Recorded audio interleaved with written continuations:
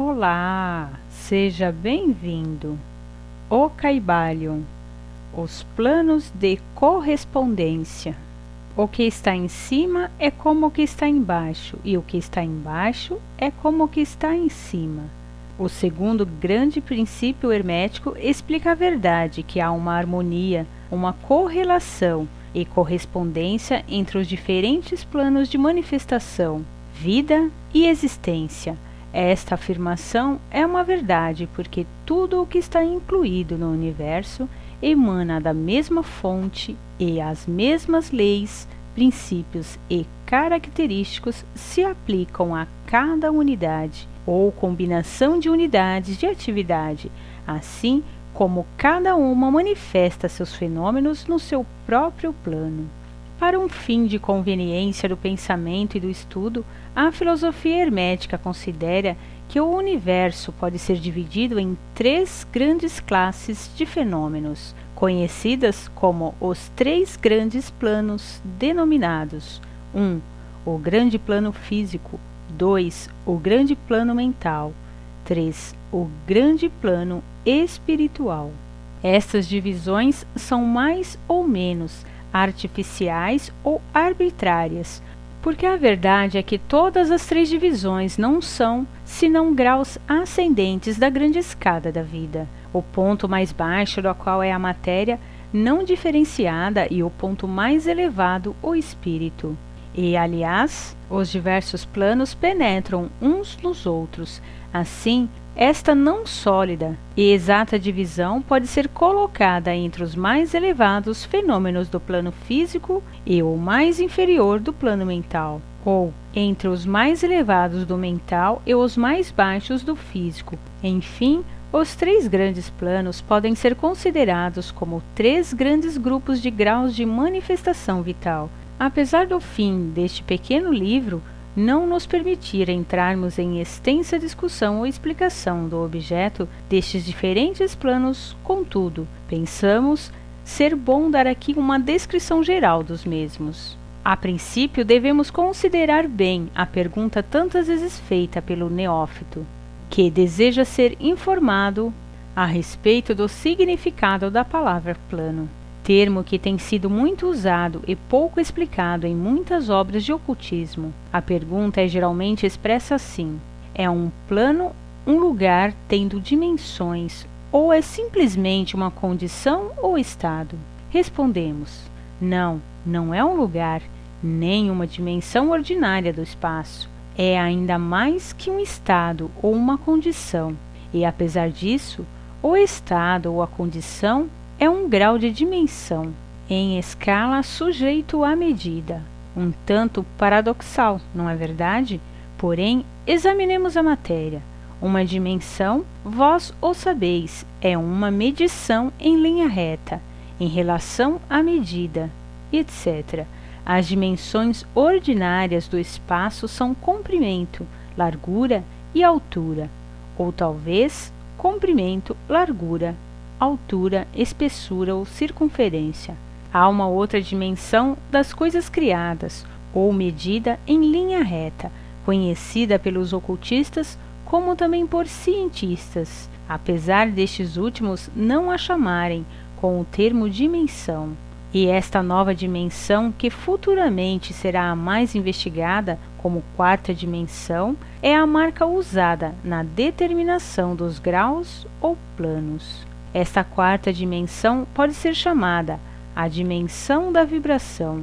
Este é um fato bem conhecido para a moderna ciência, como para os hermetistas que estabeleceram a verdade no seu terceiro princípio hermético, que tudo se move, tudo vibra, nada está parado, desde as manifestações mais elevadas até as mais baixas. Todas as coisas vibram.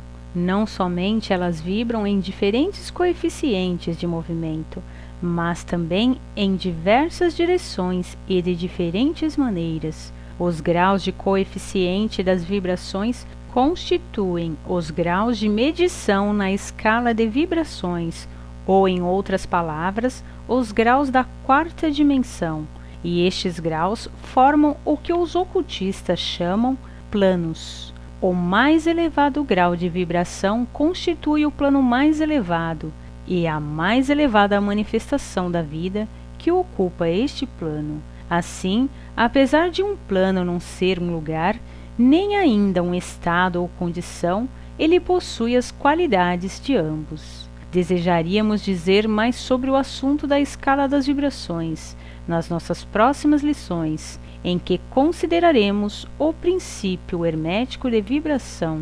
Devei lembrar-vos agora que os 3 grandes planos não são as divisões atuais dos fenômenos do universo, mas simplesmente termos arbitrários empregados pelos hermetistas para facilitar o pensamento e o estudo dos vários graus e formas da atividade e da vida universal. O átomo de matéria, a unidade de força, a mente do homem e a existência do arcanjo são graus de uma escala, e fundamentalmente a mesma coisa. A diferença sendo simplesmente uma questão de grau e coeficiente de vibração, todas são criações do todo, e só têm sua existência na infinita mente do todo. Os hermetistas subdividem cada um destes grandes planos em 7 planos menores, e cada um destes são também subdivididos em 7 subplanos, todas as divisões sendo mais ou menos arbitrárias, penetrando uma nas outras e adotadas somente para a conveniência do estudo científico e para a ideia. O grande plano físico, com seus 7 planos menores, é a divisão dos fenômenos do universo, que inclui todos os que são relativos às coisas, forças e manifestações físicas ou mentais. Inclui todas as formas do que chamamos matéria e todas as formas do que chamamos energia ou força. Deveis saber, porém, que a filosofia hermética não reconhece a matéria como uma coisa em si, ou como tendo uma existência separada, constante na mente do todo. Os ensinamentos são que a matéria é antes uma forma da energia. Ela é a energia num coeficiente inferior de vibrações de certa espécie, e de acordo com isto, os hermetistas classificam a matéria como a extremidade inferior da energia, e dão-lhe 3 dos 7 planos menores do grande plano físico. Estes 7 menores planos físicos são os seguintes: 1. O plano da matéria, A. 2. O plano da matéria, B. 3. O plano da matéria, C. 4. O plano da substância etérea. 5. O plano da energia, A. 6. O plano da energia, B. 7. O plano da energia, C. O plano da matéria A compreende as formas da matéria em suas formas sólidas, líquidos e gasosos, como geralmente reconhecem os livros dos físicos. O plano da matéria B compreende certas formas mais elevadas e mais sutis da matéria, cuja existência a ciência moderna está reconhecendo agora. Os fenômenos da matéria radiante nas suas fases de rádium e etc., que contém a subdivisão inferior deste plano menor. O plano da matéria C compreende as formas da matéria mais sutil e tênue, cuja existência não é suspeitada pelos cientistas ordinários. O plano da substância etérea compreende o que a ciência chama o éter, uma substância de extrema tenuidade e elasticidade, que penetra todo o espaço do universo e age como mediador para a transmissão de ondas de energia, como a luz, o calor, a eletricidade e etc. Esta substância etérea forma um elo de relação entre a matéria, assim chamada, e a energia, e participa da natureza de ambas.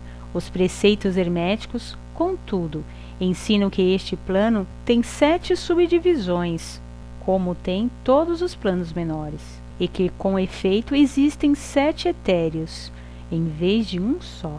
Imediatamente acima do plano da substância etérea está o plano da energia A, que compreende as formas ordinárias da energia conhecida pela ciência, sendo, respectivamente, estes 7 subplanos o calor, a luz, o magnetismo, a eletricidade e a atração, incluindo a gravitação, a coesão, a afinidade química e etc.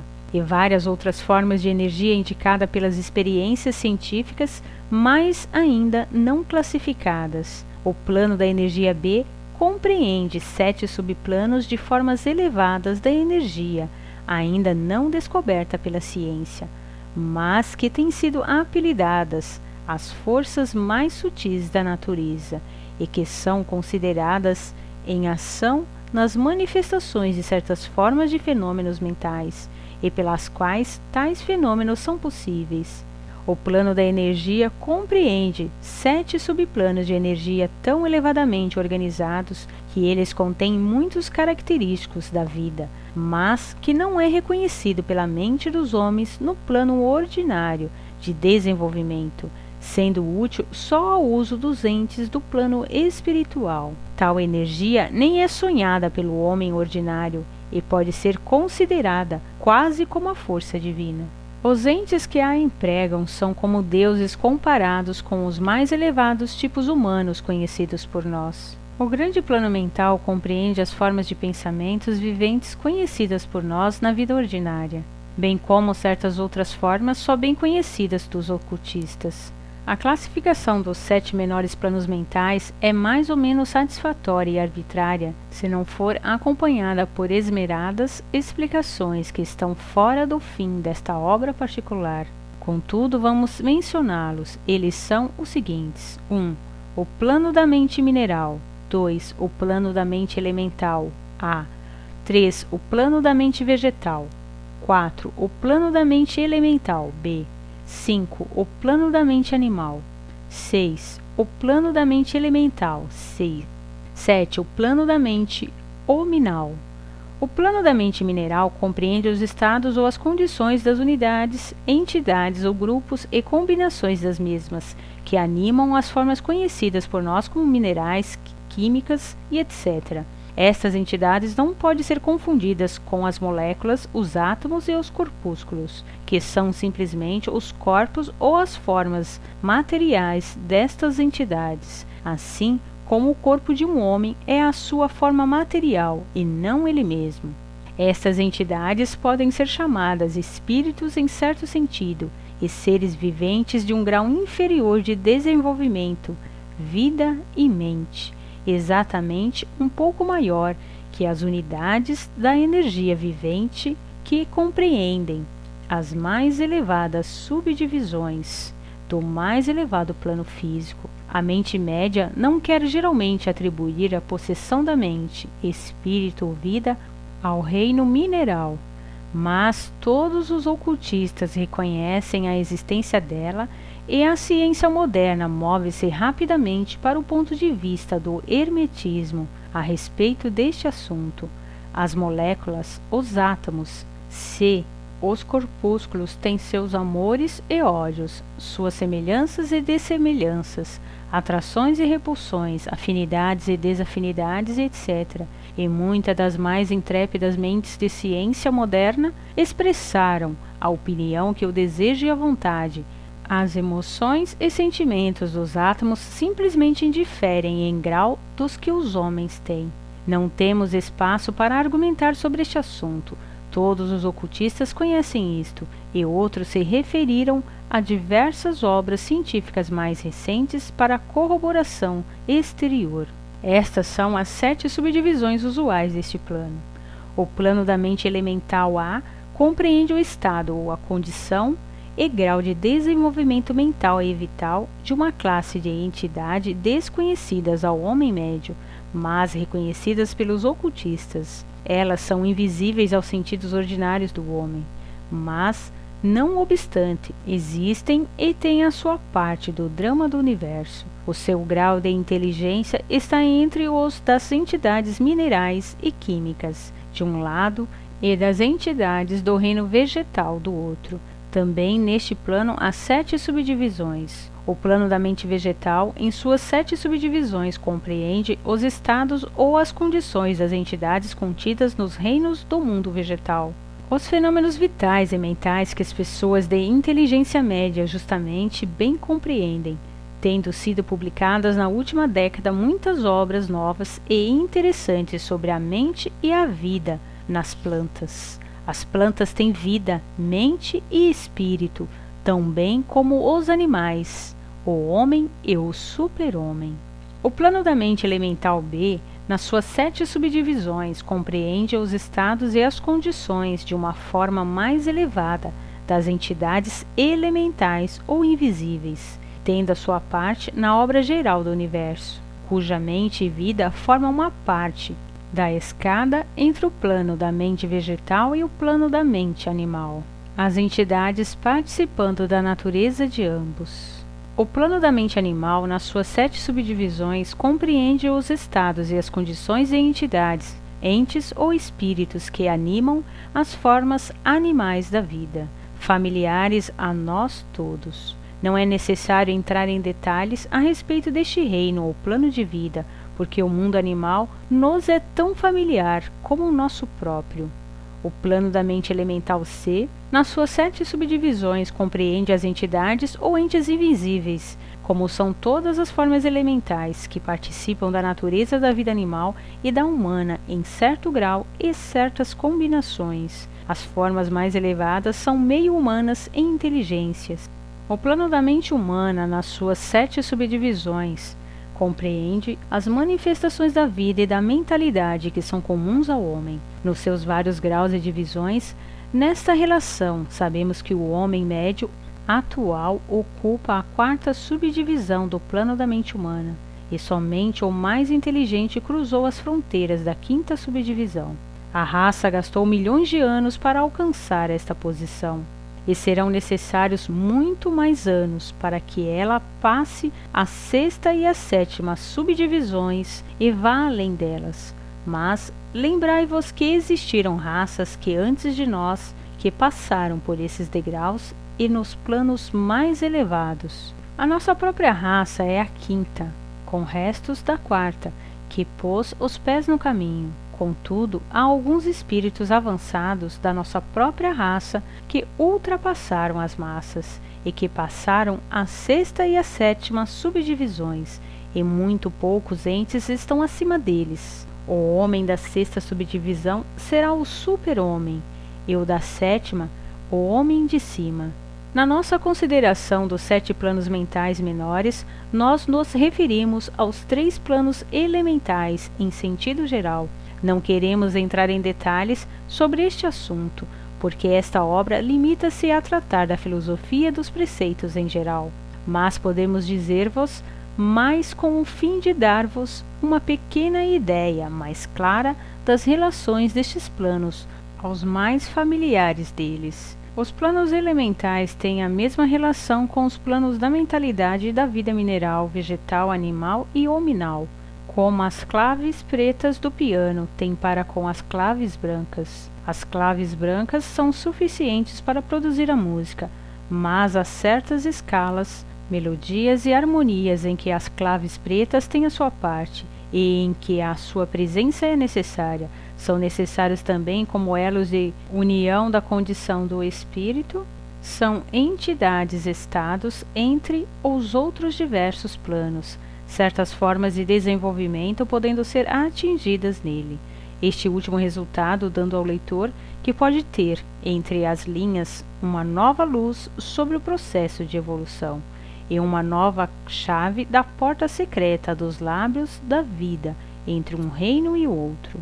Os grandes reinos dos elementais são muito reconhecidos por todos os ocultistas, e os escritos esotéricos estão cheios de menção deles. Os leitores de Zanoni e outras obras semelhantes poderão reconhecer as entidades que habitam estes planos de vida. Passando do grande plano mental ao grande plano espiritual, que poderemos dizer? Como poderemos explicar estes estados mais elevados do ente, da vida e da mente, as mentes ainda inábeis para compreender e entender as mais elevadas subdivisões do plano da mente hominal? A tarefa é impossível.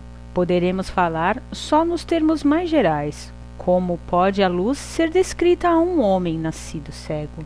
Como explicar o açúcar a um homem que nunca comeu coisa doce?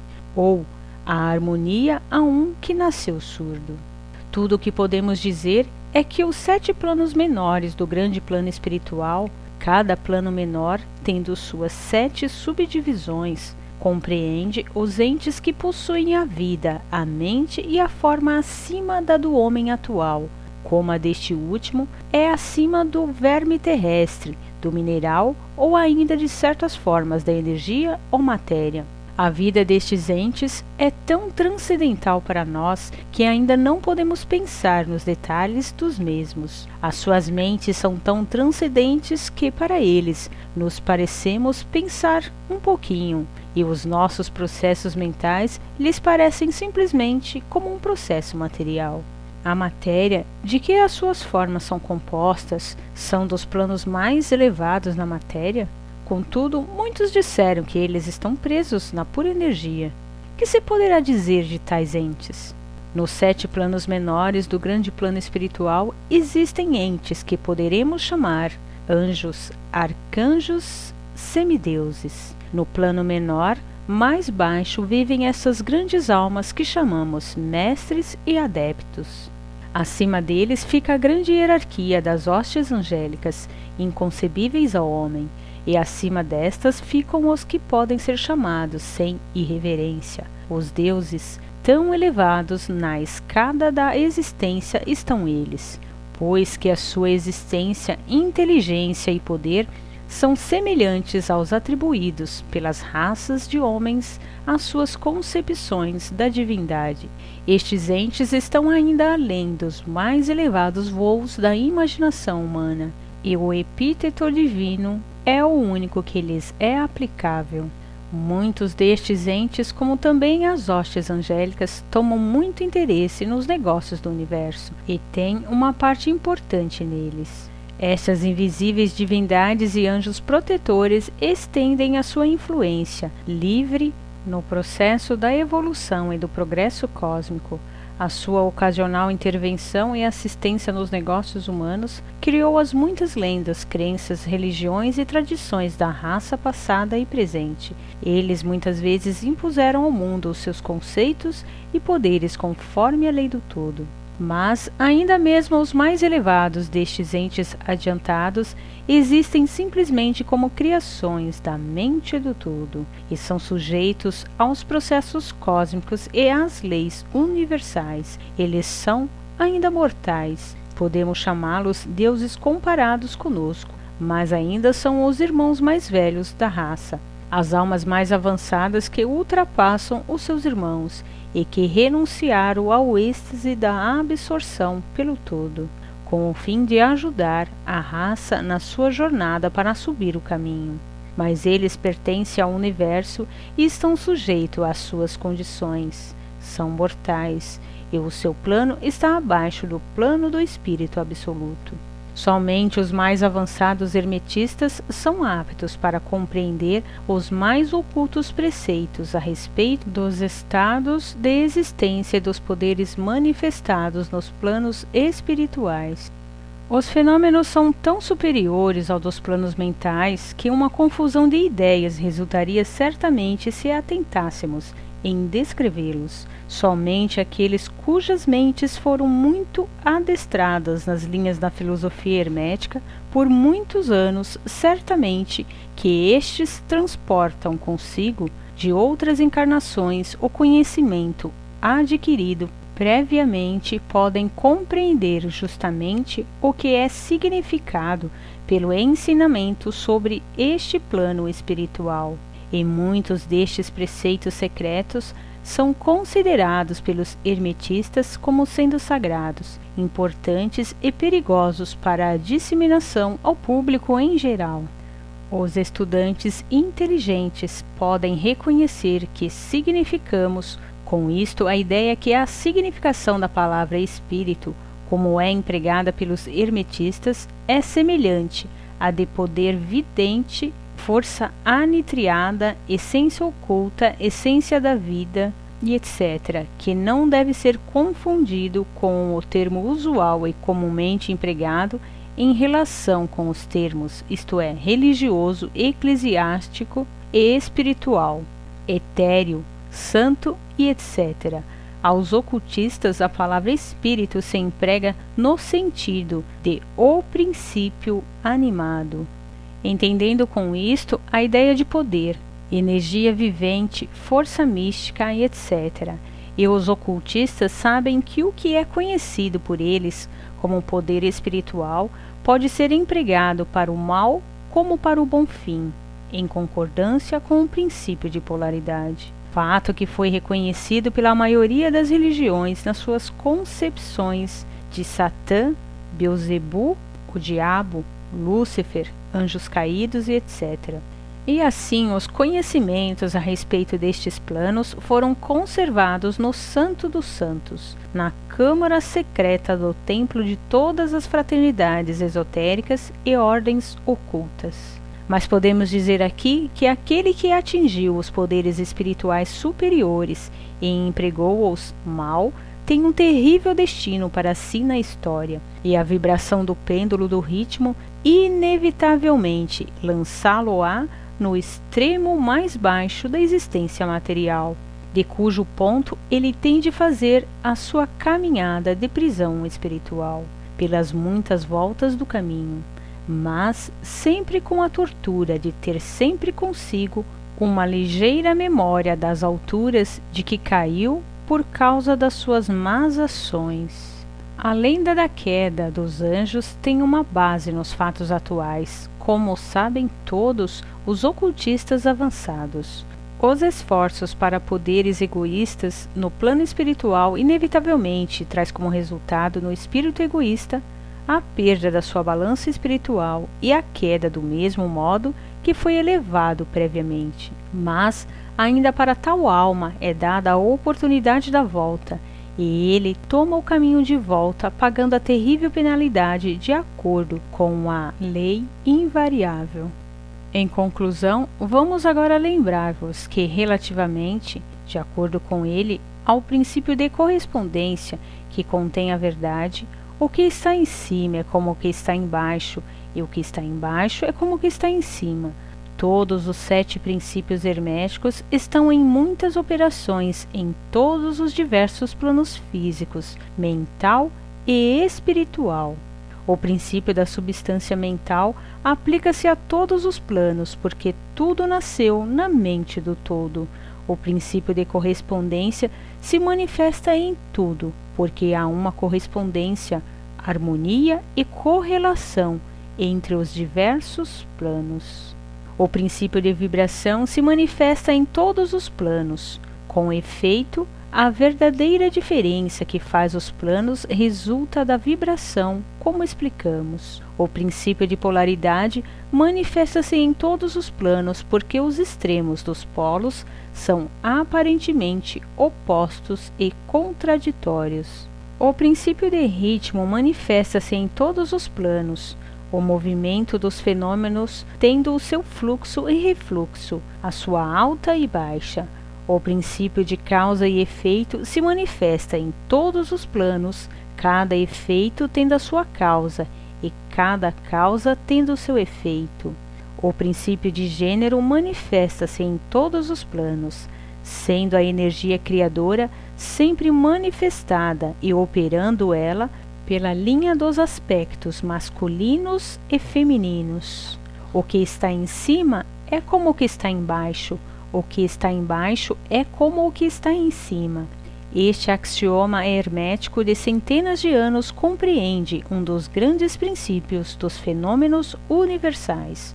Como procedemos com as nossas considerações dos princípios permanentes, vamos ter ainda mais claramente a verdade da natureza universal deste grande princípio de correspondência. Espero que esse vídeo tenha contribuído com você de alguma forma. Gratidão e até o próximo vídeo.